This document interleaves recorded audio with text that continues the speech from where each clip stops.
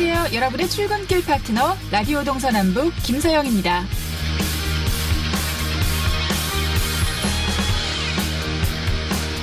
오늘은 반가운 소식으로 시작합니다. 그동안 거의 잡히지 않던 오징어가 지난 여름부터 동해안으로 돌아왔습니다. 어획량이 지난해보다 3배 가까이 증가하며 어촌 경제에 활기가 돌고 있죠. 그동안 오징어가 거의 잡히지 않으면서 소형 체납기 어선들은 거의 조업에 나서지 못했고요. 비교적 큰 어선들만 독도 연안으로 2박 3일, 3박 4일 조업을 나갔는데요. 다행히 지난 8월부터 오징어가 연근해로 돌아오며 소형 어선들에게도 일거리가 생겼습니다. 어획량이 늘며 한때 20마리당 20만 원대까지 치솟았던 위판가도 최근 4만 원에서 5만 원대로 떨어졌고요. 항구 주변 난전 상점들도 점차 활기를 되찾아가고 있습니다. 특히 지난해에 비해 동해안 수온이 늦게 높아져 지금의 조업 상황이 한동안 유지될 것으로 예상되는데요. 그렇다면 올해는 최근 4, 5년 내 최대 어획량을 기록할 거라고 해요. 그리고 반가운 소식 또 하나, 그동안 공전을 거듭하던 북미 실무회담 드디어 날짜가 잡혔습니다. 이번 주 토요일 10월 5일로 합의했다고 합니다.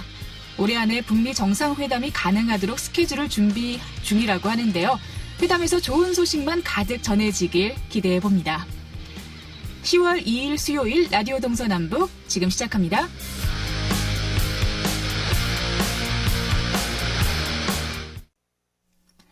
네, 라디오 동서남북 오늘도 아침 신문으로 시작합니다. 강원일보 윤종현 기자와 전화로 연결돼 있습니다. 안녕하십니까? 네, 안녕하세요. 네, 오늘 첫 번째 소식 전해주실까요? 네, 강원도 시군들의 최근 5년간 지역 내 총생산 연평균 성장률에 대한 소식입니다. 지역 내 총생산은 생산액과 물가 등 기초 통계를 바탕으로 일정 기간 해당 지역의 총생산액을 추계하는 종합 경제 지표를 의미하는데요. 도내 18개 시군 가운데 가장 높은 성장률을 보인 곳은 바로 평창군이었습니다. 그렇군요. 18개 시군 가운데 평창군이 최고 상승률을 기록했다. 그러면 아무래도 지난해 개최됐던 평창 동계올림픽의 효과 때문일까요? 네, 그렇다고 볼 수 있습니다. 최근 더불어민주당 윤우덕 국회의원이 통계청에 2011년부터 2016년까지의 전국 기초지방자치단체 지역 내 총생산을 분석한 자료에 따르면요. 평창군의 최근 5년간 연평균 성장률은 14.6%로 조사가 됐습니다. 특히 평창은 2010년부터 2015년까지는 연간 6.7% 성장하는 데 그쳤지만 2011년부터 2016년은 두 자릿수 성장률을 기록했습니다.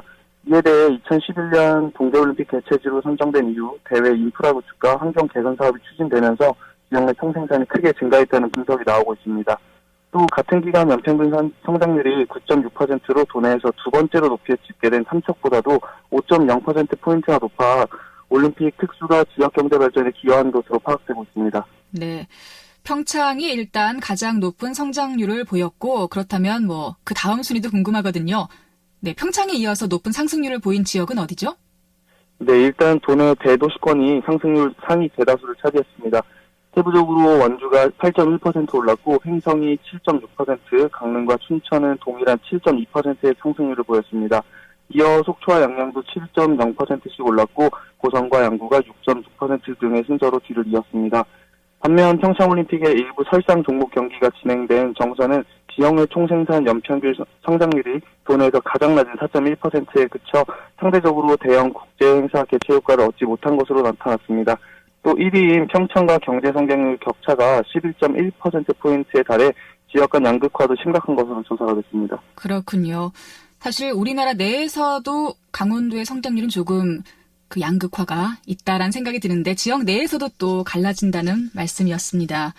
자, 이제 두 번째 소식 들어볼까요? 화전으로 황폐화된 화천 산간 지역을 국내 최초의 산촌 6차 산업화단지로 조성하려던 강원도의 계획마저 환경부의 환경협의 부동의 결정으로 좌초위기에 몰렸다고요? 네, 맞습니다. 강원도는 지난 6월 화천군 산해면 광덕리 도유지 일원에 소득형 산촌주택단지를 조성하는 시범사업에 대한 전략환경영향평가서를 원주지방환경청에 제출했습니다. 이 사업은 강원도가 2016년부터 LH 한국토지주택공사와 업무 협약을 맺고 추진해온 역점 사업입니다. 대규모 산지개발 대신 산지와 연접된 토지의 자연경관과 어울리는 2층 이하의 60평방미터 소규모 단독주택 72가구를 지어서 전국의 도시민과 산림 전공자들의 귀촌을 유도하기 위한 차원이었는데요. 또 주변 농지 12헥타르와 산림 570헥타르를 청정 임산물 6차 산업화 단지로 조성한다는 계획이었습니다. 전국 최초의 사업으로 강원도의 풍부한 산림 자원을 보존하면서도 최소한으로 활용하는 사업인 만큼 큰 주목을 받았었는데요.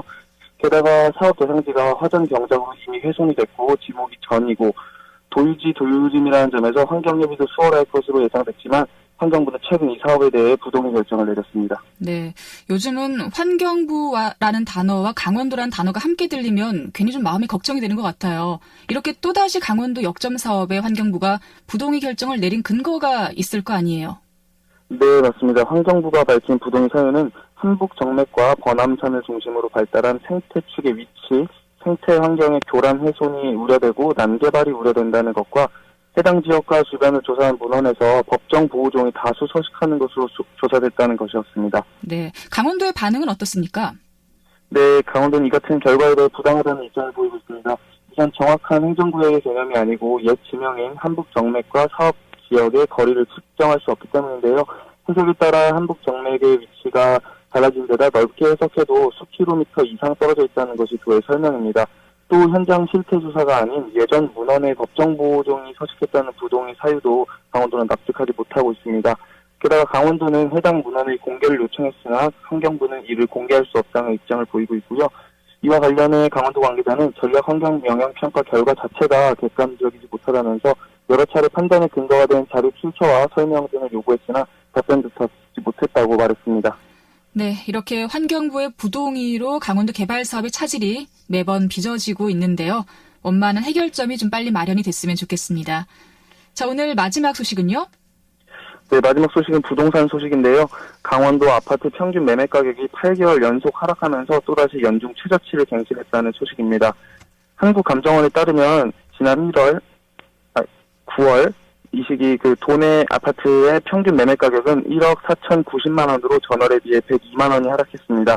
이는 올해 월별 평균 매매 가격 가운데 가장 낮은 시세입니다. 또 도내 아파트 값은 올 2월부터 지난달까지 연이어 전월보다 낮은 값을 기록하고 있습니다. 이처럼 부동산 수요가 집중되는 아파트 집값이 약세에 맞으면서 같은 달 도내 아파트부터 단독, 다세대, 다가구, 연립주택 등을 포함한 종합주택 유형 평균 매매 가격도 한 달 새 38만 원 떨어진 1억 5,051만 원으로 집계됐습니다. 이 역시 올해 월별 시세 중에서는 가장 낮은 시세였습니다. 네, 이렇게 집값이 자꾸 하락을 반복하는 원인은 뭘까요?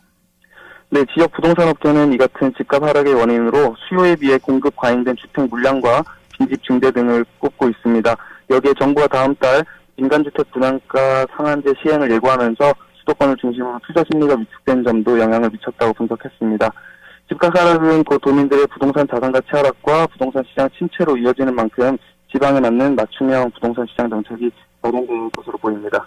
네, 이 부동산 관련해서도 많은 분들이 관심을 갖고 계실 겁니다. 지방 맞춤형 부동산 시장 정책, 네, 저도 기대를 좀 해보도록 하겠습니다. 자, 오늘 아침 신문 강원일보 윤종현 기자와 함께했습니다. 고맙습니다. 네, 감사합니다.